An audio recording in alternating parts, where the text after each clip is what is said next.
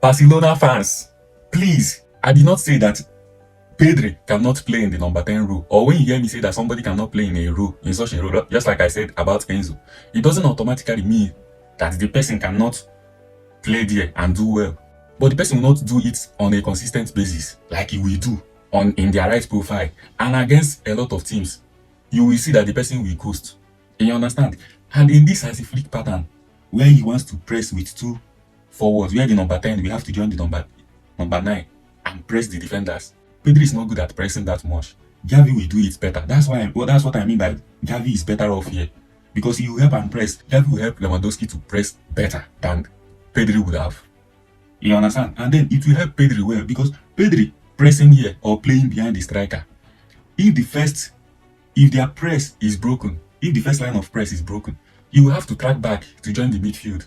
And him doing that, and when they recover the ball, you have to also move up. Him doing that, it's not good for him. He doesn't have that strength. He doesn't have that energy. His body is fragile.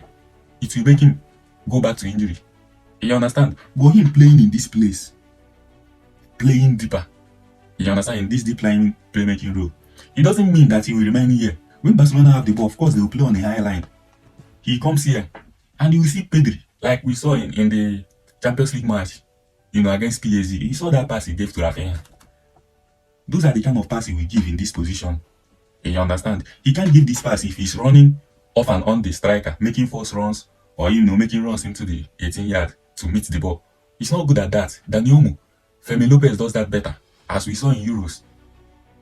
Dani, just with the few matches he played in the knockouts, won himself a golden boot. Look at Fermin Lopez in the Olympics too. Yeah, goal scoring instinct is what you don't normally teach.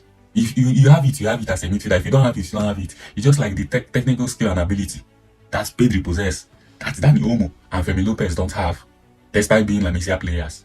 Do you understand? Pedri playing here.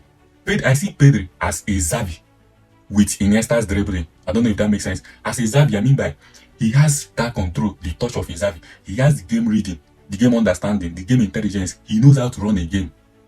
You understand? He knows how to dictate the tempo. He's a register. He will do very well here. That way, he's being protected. He doesn't have to cover much ground playing deep here. And that's the same thing with Enzo. You understand? You just have to invert one of your midfielder, one of your defender, or one of your fullback, to also help him out as well. Just like Ukrela does.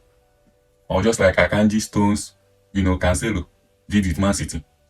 Stuff like that. And in Arsenal too, Timber or Ben White or anybody, just help him with the number 4, number 6. So that's what I'm saying. Playing here will benefit him better because he's able to run the game. I remember Xavi saying that Pedri can play in the number 6 role. Playing in the number 6 role doesn't mean you have to win a lot of tackles. Doesn't mean you have to win a lot of interceptions. Doesn't mean you have to be stronger. No, the game has moved on. You don't need to be the one winning those tackles and winning those battles. You just need to control the game. Controlling the game doesn't have to do. Controlling the game has nothing to do with you winning tackles and stuff like that. It's not about what you do out of position. What ball retention is key, especially in a possession-based team. Pedri will offer this. He's the ideal person for that. And for you people saying Gundogan, he doesn't press well, that's the reason why you're letting him go. There are a lot of people in that position. Gundogan is not even ideal to play behind the striker. Yes, he can play that role. He's very versatile. He can even play the number 6 number. He can do everything, but he's not ideal there. He's better off here. Then he will make the runs into the 18-yard box because the team will possess the ball. He can make the runs, he has eye for goal and he has good goal scoring instinct. His strength is in making those deep runs from the midfield.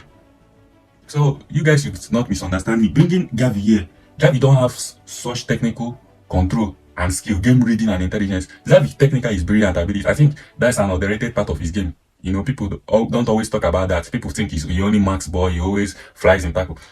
Gavi can retain the ball very well, but he doesn't have the game reading, the game intelligence of Pedri. And that's why I say Pedri is better off here. And then Frankie de Jong. Why I say Frankie de Jong, Pedri, Gavi will not work is if Gavi will play here and then is if Pedri will play here and Gavi plays here, plays deeper than it. It will not work because you need this guy to press because he needs Gavi to press because he has the legs to run back. He excels in tackles, he excels in winning duels, challenging for the ball. He's the soul of a team. Gavi is somebody that if I'm a coach, I can't do without. I need him in my team. He sets the tone for pressing, counter pressing, overturns. You understand? So that's only what I'm saying about Frankie de Jong. Frankie de Jong, as we know, he can be a good DM, But he doesn't have that positional discipline. He likes taking on his man. He likes doing ball carries. You know, if you don't have a deep line playmaker, then he will function as a ball carrier, you know, just like Kovacic. But you need another person beside him, maybe McBenna. You understand? When he carries the ball, you know, he can run the show with carrying the ball and all those stuff like that. He doesn't have that discipline to do all those one-touch passes all the time.